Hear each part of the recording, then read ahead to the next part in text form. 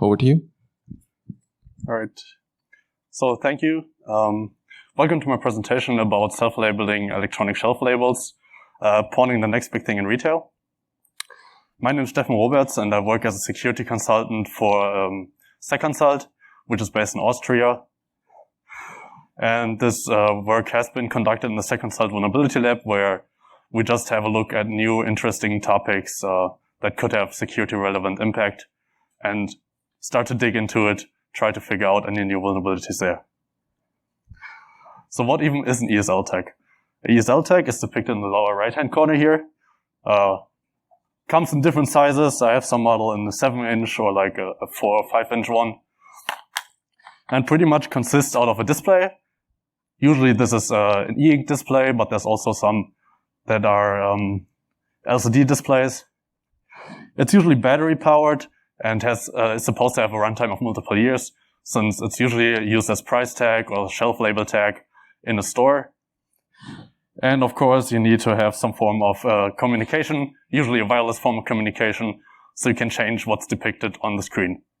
So in most cases, there's either Bluetooth Low Energy, there are some ones that use NFC, and there are some that use a custom proprietary 433 megahertz protocol. And of course, then you need a matching transceiver for your computer, so you can just change the content of the display from your regular computer. So when we looked into the ESL tags at the first, we were wondering, is this actually something that's being used?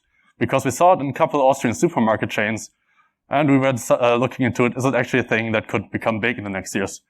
So we found a couple of studies that were showing that last year the market worth was about $855 million US, but it's estimated to be $980 million US already this year. And then within the next 10 years, it's supposed to be up to $5.2 billion US. So quite a rapid growth there. This is mostly due to the convenient price changes that are possible with ESL tags. You can just change prices every minute or every day. You don't have to change any stickers. You just go into your computer system and change the prices for the whole store however you want, and therefore you're better able to compete with online marketing. Also, it's possible that you have promotional offers that are quite easily depictable on the ESL tags, as usually they come with an LED and can flash and blink at the customer, and therefore draw the attention to a specific offer or a specific product in the store. So here are a couple pictures how the ESL tags are commonly used. So in the upper left-hand corner, or the upper row, you can see the classic use case as just a price tag in the store. But there are also a couple more interesting cases that we got from the supplier, where the tags are used in a fashion that we didn't see in the first place. So in the lower left-hand corner, actually, you see a hospital storage unit where they are using the shelf tags in order to organize their storage and to find the right products when they need for it. This is actually a different version of the station, because the shelves have all these little light columns, and with the light columns, the right shelf will start blinking if you're searching for something. Same kind of thing is on the right-hand side. This is actually a court document storage room in China, and it's being using the ESL text in order to organize the documents. So actually you have some more impact here besides just changing a price. You could actually change where documents are being stored and make it hard for people to find the right court documents, and therefore prolonging court cases, which is an impact we didn't really think was possible in the beginning. So what are the classic attack scenarios you could think of? Well, the classic one would just be to obstruct the retailer and hence blackmail it for ransom, because you could see that customer would get annoyed if they can't see the price for a product and might just go visit a different supermarket. We also thought about that phishing might be very possible, because you could just set up a malicious QR code, and a lot of people would probably scan it in the store, because they would see a regular price tag, think that's a valid one, or it would be some special offer or discount if they scan the code, and you funnel them through your malicious website then. And then the last case is actually for the maker community. These displays run very, very cheap, and you get a nice 7-inch display with like multiple year battery storage on there. So our own IT was actually questioning if we could just use them as displays for our meeting rooms and just depict the schedule for the specific meeting room on it. So maybe there's a lot more applications we could look into. So a specific model I checked out is from a common Chinese ESL tag supplier that you can find on Alibaba and AliExpress. It comes with a base station that's depicted here in the middle. The base station will convert the Ethernet protocol into a 433 megahertz proprietary protocol that the ESL tags will speak. Then I had just my row of testing ESL tags laying around, and then 2 hack RFs, one used as a receiver, one used as a transmitter, since they're half duplex, which are controlled by the attacker in my case. So whenever you want to change the price, there is a ESL design tool. This tool, you will pretty much just select the size of the display that you want to change for. And then you can create a pixel graphic by either writing text or uploading a picture. In this case, it's the hardwear.io logo. Then you just have this field where you write down the tag ID. So each tag comes with an own ID on it. You add the ID there. That's the tag that you will change. And then there's a status box in the lower right-hand corner where it will depict the changes and the responses from the tag. There's also a .NET SDK available from the manufacturer, which you can use to write your own software for this. And there's also a point of sales integration. So you're actually able to hook this up right to a cash register. And if you change the price in the cash register, it will reflect right on the price tags in the store. So let's get to the interesting stuff, which is the hardware, the first thing I looked at. So here's a close-up of the regular tag. You can see it's pretty basic. It just has a display. In this type, it's an e-ink display. It has this little hole, which is an RGB LED. And then it has a code, which is just the tag ID stored as a barcode, which you can just read. And this is ID that you will use if you want to identify the tag that you want to change. So this casing was actually ultrasonically welded, so I had to Dremel it open. By Dremel it open, you finally get to the PCB. Here you can see again in blue, marked the RGB LED. Then in yellow, this is the RF transceiver chip, marked with OV80E934802. However, we couldn't find any information for that chip. No idea what it actually is, who manufactured this. We couldn't find any markings on it whatsoever. So if anybody knows or has an idea, feel free to give me a hint what it is. Then marked in red, we have a regular SPI flash memory manufactured by Puya. And then in orange, there is the microcontroller, which is labeled eTag M1. So also non-off-the-shelf labeling. We didn't know what this actually is. If you flip the PCB around, you'll see in orange marked the battery connector. That's just where the battery pack will press against to form the connection. It's powered by a 3-volt battery cell. And then there's the 4-pin header, which usually doesn't have anything soldered to it, but it looked very obvious that this is some sort of debug access port that we're going to look into further later on. So first I started by just dumping the SPI flash memory, since this is a pretty easy and straightforward approach. It was a 2 megabyte storage of flash. And if you start comparing flash dumps from multiple tags that have different pictures, you note that only one specific address area starts to change. And that's everything that's following 0x131000. So this is obviously where the image data is being stored. It's depicted as just an array of ones and zeros. You start with the black color channel and the red color channel, because these displays are actually multicolor. They can display pretty much off, black, or red for each pixel. They just start by going in rows. So you just start in the upper left-hand corner and just select by rows where you encode the pixel if one is on and the zero is off. And the beginning of, and I actually wrote a Python script for this, which we will make available later on the second site GitHub. But the beginning of the flash contains something else, and as you can clearly see by the entropy, it's nothing that's encrypted. It's very likely that this is actually firmware from the looks of it. Unfortunately, I didn't have enough time in the end to try to decompile it, but I'm fairly certain that you'll be able to find the correct firmware there. Just in the beginning, I didn't have, I had the time for it, but then I didn't know the architecture being used and couldn't figure it out since it wasn't a standard ARM architecture. And then in the end, I had so much other things found that I didn't have enough time to come back to this again.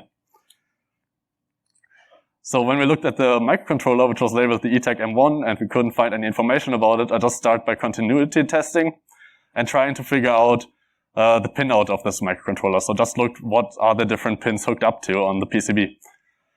So most of them were unknown, a couple were the RF interface, a couple were the display, so a couple were SPI. But the very interesting pins are obviously GND and VCC, and then the oscillator that was connected on the board. Because usually with those pins, you got enough pin characteristics to try and look at commonly used microcontrollers and try to find just one that has a matching pinout, and then just be like, all right, they relabeled this microcontroller, and it's actually some STM device. Unfortunately, we were not able to find anything that had a matching pinout available, so this didn't really bring us any further.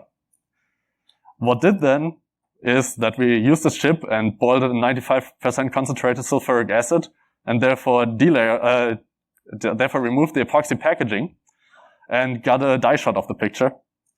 After that, we cleaned the IC with isopropanol just to clean it up nicely. And you can see that some edges chipped because I tried to get a really nice and clean picture. So I used multiple rounds of boiling the chip in the acid. And unfortunately, I was using metal tweezers, which chipped the brittle silicon. So note for myself, use plastic tweezers next time. But what we were able to achieve is actually we found a marking on the die itself. So you can clearly see that the marking there is from ST Microelectronics. So we're looking at a ST Microelectronic microcontroller produced or designed in 2010, because that's most likely what this number stands for. There's another internal number that we couldn't reference, the R758R, which might be some sort of internal ST number that we don't have access to. But now we're pretty close at guessing what architecture is being used, because STM is usually STM-V8 or STM32, which would be ARM. So now we are very limited at what we could look at. So next I came back to the debug access on the back. So remember those 4 pins that we found there. By tracing those, we figured out that pin 1 of the debug port would go to the microcontroller's pin 2, pin 2 would go to ground, pin 3 would go to microcontroller's pin 1, pin 4 went to VDD.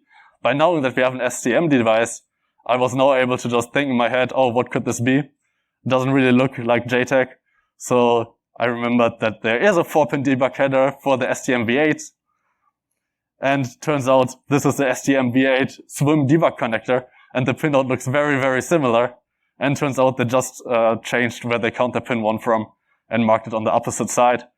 So actually the pin 1 on the debug header is the reset pin, and the pin 3 is the data or SWIM pin.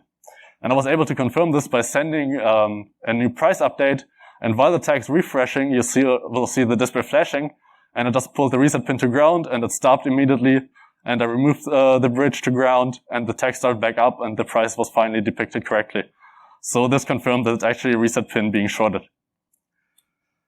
So to ultimately confirm this, I gained access to the ST with using ST-Link v2, using the STM8 flash software that's just using the SWIM protocol as a debug interface. However, you have to specify what chip to use. But we still didn't know, besides it's most likely an STM-V8 right now, we didn't know which one or which the exact model number being used. So just decided to use the largest one because all the flash and DRAM and EEPROM areas are always mapped to the same address. So I used the STM8S, which has 128 kilobyte of storage. And I then just wrote this little command to dump this area into a dump file and looked at it in a hex view. And the hex view indicated that after 64 kilobytes, the readout was changing from 0x71 to just 0x00. So something is changing here. Most likely the flash memory is finished, and we have 64 kilobytes of flash memory only there. And the 0x71 seems to be the default that's being read if an STM-V8 is actually with readout protection enabled. So we have readout protection enabled, but we still gained information that we have an STM-V8 using 64 kilobytes of flash. You can do the same approach for the EEPROM section, and it'll turn out we have 2 kilobytes of EEPROM. So now we know we have an STM-V8, we have 64 kilobytes of flash, and 2 kilobytes of EEPROM, further limiting what options we have available here. So there wasn't something like a chip ID or something that would tell you information about what model this chip is. However, there is a unique ID for the STMV8 series. If you look up the unique ID, how it's set up, you will find this table, where pretty much the unique ID of each chip consists of the lot number that it was produced in, the wafer number, and the X and Y coordinates of your chip on the actual wafer, and therefore is unique. So by looking at at the data sheets, it turns out that there's only a common register used in STMV8s where they store those information. This is 0x48CD, 0x4865, and 0x4926. By just reading from these addresses and figuring out if the data there matches this table, I was able to find matching data at 0x4926 that would fit the format, and hence our chip actually is from lot number G904379 with wafer number 22, Y coordinate 58, and X coordinate 31. So this now actually gives us fully identification of the chip. We unfortunately were not able to tell what model this now is. However, ST is probably able to use this lot number to tell us what actually chip was produced in this lot. However, they didn't get back to us with an answer. We requested it. In case anybody has good connections and wants to request it again or has access to these databases, I would be very interested now in what actually this is.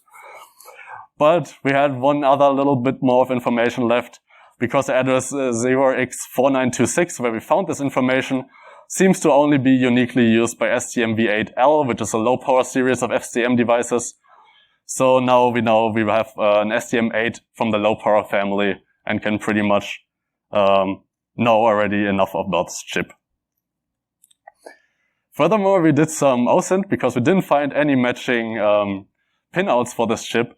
So we're thinking maybe they actually rebound the chip and made a custom pinout, and that's why we can't find anything that matches our pinout that we figured out.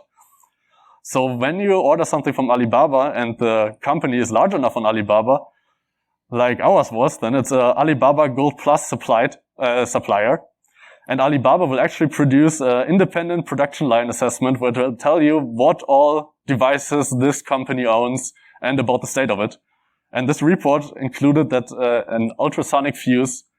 So there's two theories now what this is. Either this actually is an ultrasonic wire bonder and they do make a custom wire bond, and therefore we can't find matching pinouts.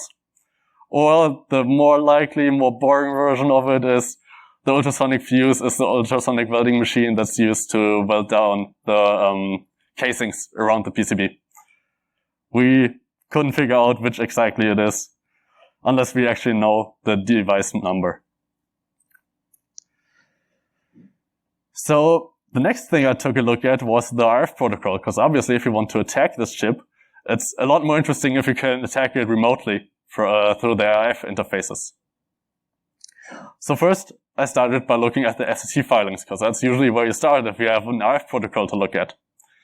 So remember that we have the base station and the tag themselves, so we have two different FCC files for those. And by comparing them, you see that the base station and the tag both are reported to run at 433.92 megahertz and only have one channel available.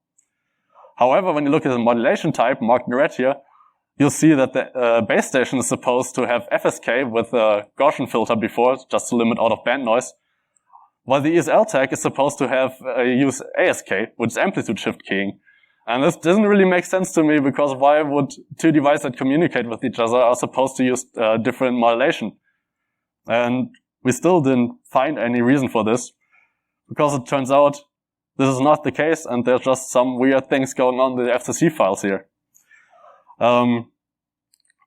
Because the manual is also talking about anti-jamming frequency hopping technology being involved. This was, however, never seen, and also would be a clear violation to the statement that it's only using one channel and that the channel is fixed at one frequency. So something is very, very fishy about these FCC filings as well. Further, it intensified when I looked into the frequency, and it turned out it's not running at 433.92 megahertz, but it's running at 433.254 megahertz. So it's also a little bit offset to where it's supposed to be. Very, very weird findings here. So then, the first thing I did to further figure out if this is vulnerable to any sort of RF attack was to just run a replay attack where I started to just record all the RF traffic while I was changing the text picture. So I changed the price on my tag picture to $5. Tag should show up any second here. And you will see that the tag will now start to refresh and display the price. At this time, I stopped the recording of the RF samples. And we'll just wait for the price to disappear. Finally, we have the price of $5 set. So now you could imagine it's the next day. The store owner decides this product is now more expensive and I want to charge $7 for it. So the store owner goes and changes the price to something else, for example, the $7. This will always take a little while because you can't change the prices too fast. They need about 30 seconds before you're able to change them again. As soon as this is sent, take just a little while.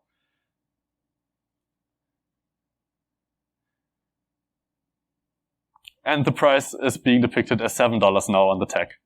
However, we as hackers don't want to pay the new $7 and remember that we have still samples collected of the image that was transmitted for $5 price. So we think, hey, what could be the easiest way to change this back is we just transmit all the F samples we copied from the $5 price and replay it. If it's just being an image being sent without any further measures, then this should just work out of the box. So all we do is change the parameter to transmit, send the RF frames, and we see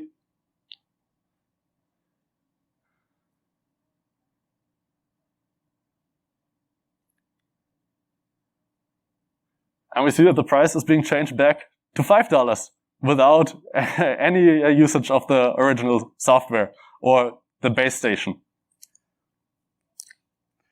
So this indicates that actually replay attacks are possible and there's no elaborate security scheme in place that would prevent this. So in order to look, so this caused me to go deeper into the protocol and figure out how this protocol actually works.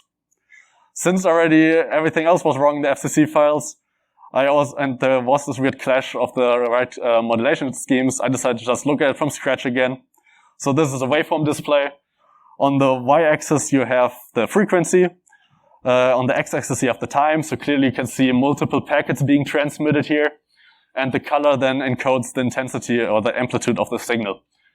And as you can clearly see, you have those red lines, one at 0, but you also have a red line at a negative offset and one at a positive offset, which just indicates that it is FSK being used, and that's a frequency shift modulation in place here. So I then used the tool InSpectrum to further look into the signal because it allows you to manually decode those frames when you have no idea about the signal, what's going on. And it was very convenient to use, actually. So when you have the FFT plot up there, you can just right-click into there and add a derived plot. In this example, since it's an FSK scheme, I decided to add a frequency-derived plot, which is this medium plot here. And then you can right-click into that again, add another derived plot, which will just be everything that's going below 0 is a 0, everything above 0 is a 1, which then gives you a final plot back of ones and zeros with just a regular bit stream that you can use to decode information. You can then also just add those cursors, which are very convenient because you just mark one sample time with a cursor, and the sample will always be taken right in between both of these cursors. So once you marked one full symbol period, you can just increase the amount of samples you want. In my case, for this frame, it was 184 symbols in here. So then a bunch of cursors are just being added, and you can just right-click in there again and copy the right bit stream, convert it to hex values, and suddenly you have your hex byte stream that you can use for further analysis. I did this for a couple frames just to get a feeling for the different type of frames and came up with 3 distinct frame types that are available in this protocol. The first one is the wake-up frame that's being used from the base station to wake up the tag. Since the tag usually is in a low-powered state where it's sleeping, but then it will wake up randomly, listen to the channel, and if it finds a valid tag for himself, it will stay awake and actually wait for the image data. So base station starts spamming about 4,500 frames in the beginning, in the first 30 seconds, where that are used to wake up the frame.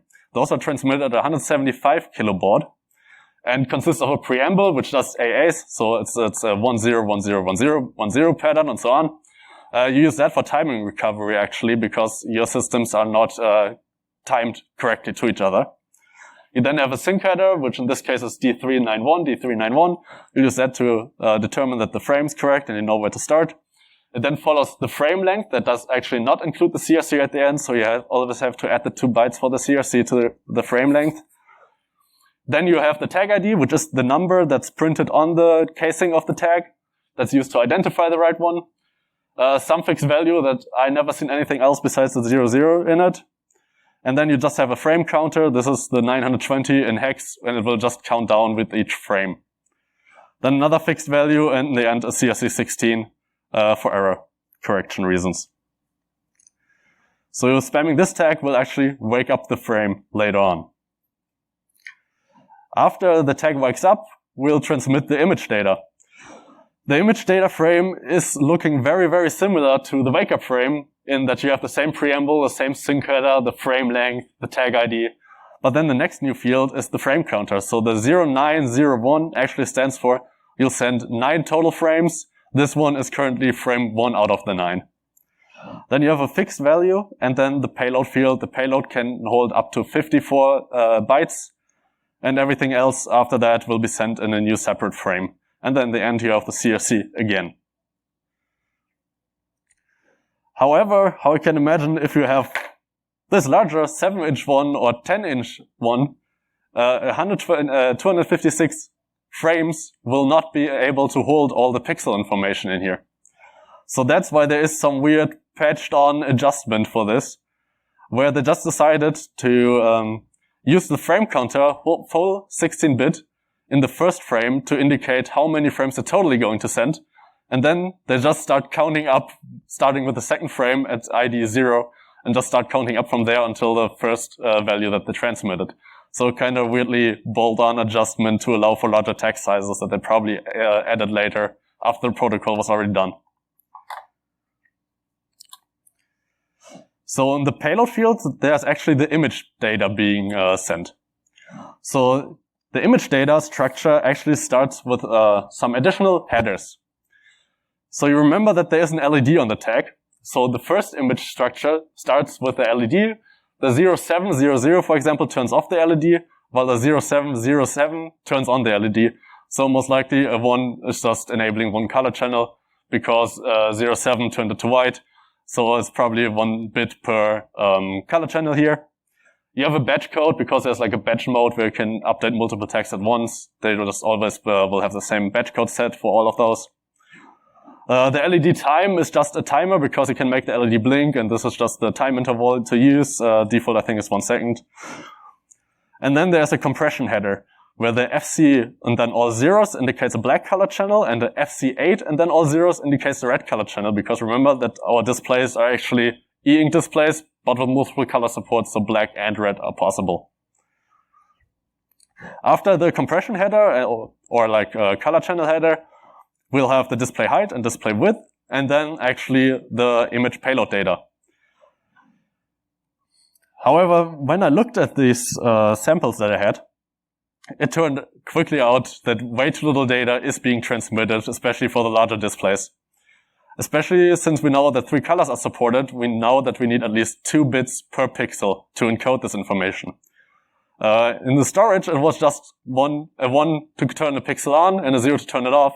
However, this didn't seem to hold true because the actual image payload was way too little, so some compression was being used.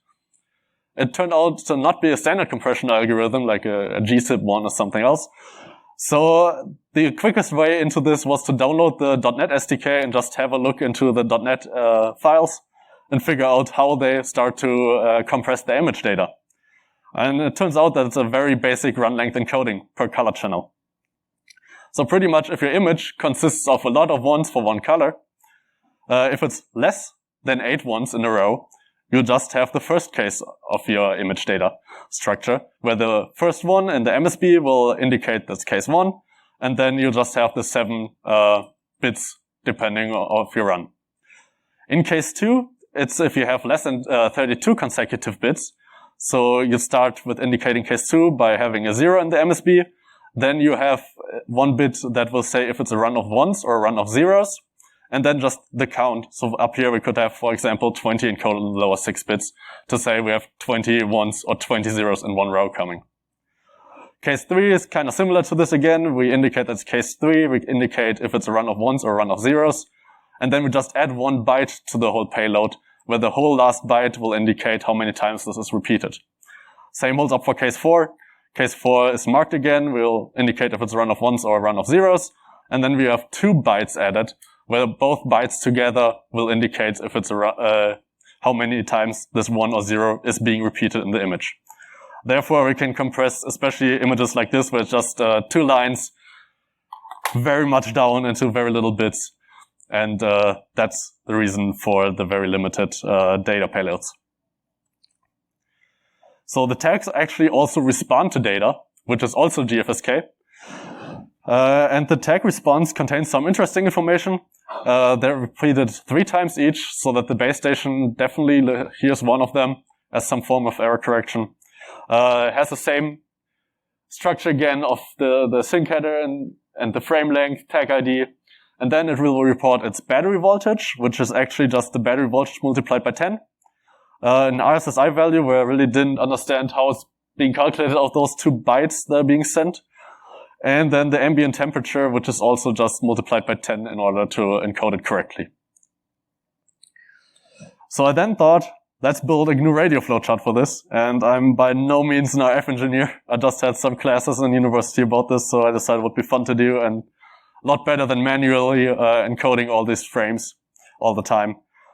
So the flowchart will actually just start with the HackRF being used as a source. I then decimated the sample rate, or I was able to shift it with this block. After that, I have a low-pass filter to filter out some of the noise I was receiving, a correlation estimator to match the preamble, the 0101s. And then I used the creditor demod block to demodulate the signal. The signal then is samples that are between -1 and -1 and 1. However, the Gardner timing correction needed them to be either really -1 or 1. Therefore, I use this threshold block, which shifts them again between 0 and 1, and then just some weird magic of adding constant and multiplying to shift them back to either -1 or 1. Then I did some timing correction in case the HRF is not really synchronized in time. The output of this is fed into a binary slicer, which will just make a byte stream out of this.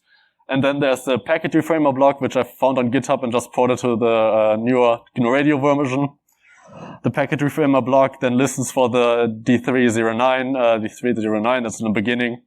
Will find the length field and then just carve a packet out of this and send it on actually to a UDP client. So I could just use regular Python and have my coworkers work with me on this one.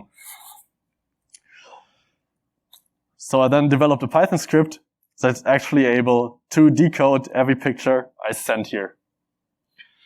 The Python script is being run in the lower hand window. In the upper hand window, it will be the GNU Radio script running. And the right-hand side, you see the regular store owner just setting in picture. So running this whole sketch will take a little because the wake-up frames are being sent first for the first 30 seconds. So this will take a little bit until the tag wakes up and until the baud rate is changed to the 100 kilobaud that my sketch is running at. But now you see all the images, all the frames are being received. And actually, I'm able to render the picture perfectly that's being sent to the tag. So receiving data is fun. But what's even better is now that we're able to send also data with GNU Radio and create our own tags without any access to those interfaces. In order to make this possible, the hardest thing to come around was the wake up and to the two different baud rates, because the wake up is running at 175 kilobaud, while the image data and the responses are run at 100 kilobaud. So I wrote my own source block. You'll just feed an image into it, tell it the display size that you want to use because the image is being scaled to the right display size. You give it a sample rate that would work. The best is if it's an if it's divisible by both of the baud rates. So in my case, 2.1 mega samples worked great. And you just give it the tag ID. And it will then take care of interpolating the signal correctly so that you won't have a baud rate of 175 kilobaud for the wake up and of 100 kilobaud for the regular image data. Then I have an interpolating FIR filter, which is just a Gaussian filter here to limit the out-of-band noise. You don't actually have to use it. You can deactivate it in case your computer can't handle too much calculation power anymore. After that, you have the frequency mod block, which will just do the FSK modulation GNU radio, and then you just feed that out to the hack RF to send it. So, running this,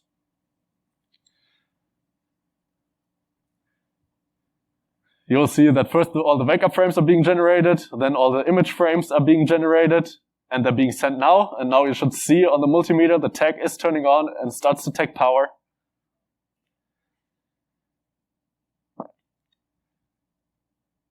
And now the tag should refresh and shows our customer logo.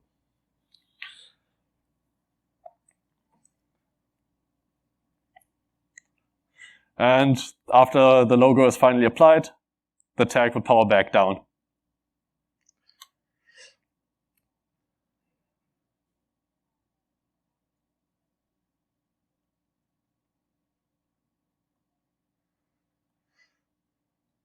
Right. So to conclude, we were able to identify the unknown microcontroller. We gained access to the debug port on the back. We confirmed that a replay vulnerability is available, and thus it makes sense to dive deeper into the actual protocol. I then reverse engineered the RF protocol and gained the ability to send and receive correct frames by generating the right CRC checksums. We were then able to receive and decode the ESL price updates and display them. We are able to change the tag contents now to arbitrary information. And the kind of interesting part about this is as well that the range theoretically is only limited by RF power, so you might be able to stand pretty far away from the actual tag and send it because you are not depending on any response from the tag. The tag only needs to be able to hear you to change it. So if we don't care about any regulations and pump just a bunch of RF power out, we're able to probably stand further away from the store as we want. So lessons learned here is the protocol does not contain any security measure, which is always just very bad practice. And just because you're using a custom 433 megahertz protocol does not mean you increase security, just make it harder for people to look into it because they need to know some RF basics to actually decode this protocol. But once you know all this information, a regular C1101 from Texas Instrument, which is about $2, will be good enough to actually go into a store and change your prices. So this is not protection at all. Also, the protocol robustness could have been greatly improved from what I know from my university classes without having any real-term experience here. But there was no real error correction available. So if one bit flip is in your image data, the whole refresh of the image data will fail and you'll have to start over. However, just adding an error correction algorithm here would probably save you, especially in the big tags that send hundreds of frames, and make it possible to correct any of the bit flips and thus have way better reliability in your in the pricing changes. Also, relabeling a microcontroller does not protect you against finding out what the microcontroller family is used, because you can always boil an acid, figure out who the manufacturer is, especially if it's regular big-term manufacturers that mark their chips. All code will be released on GitHub. Unfortunately, I wasn't able to yet, but I'll make sure to upload everything, all the custom blocks made for GNU Radio and the sketches and firmware dumps I have. So if anybody wants to further dig into this, feel free to. Do you have any further questions? Good. Thank you. So it looked like a lot of your research was targeted at changing just the image on the actual display. Did any of your research look at using the display to reach back to the host computer with the application? No, I did not look into that. Okay. Do you think that's a possibility of using that display, the RF, to communicate back to the computer? Maybe gain credentials somehow? In theory, yeah, that would be something very interesting to look further into. Yeah. Okay, thank you. I just had a quick look at the base station, but nothing too much. Was using STM32, so very easy to look further from there, I guess. Probably not better secured at all either. So it might be a good idea to have a look at this as well. Any other questions?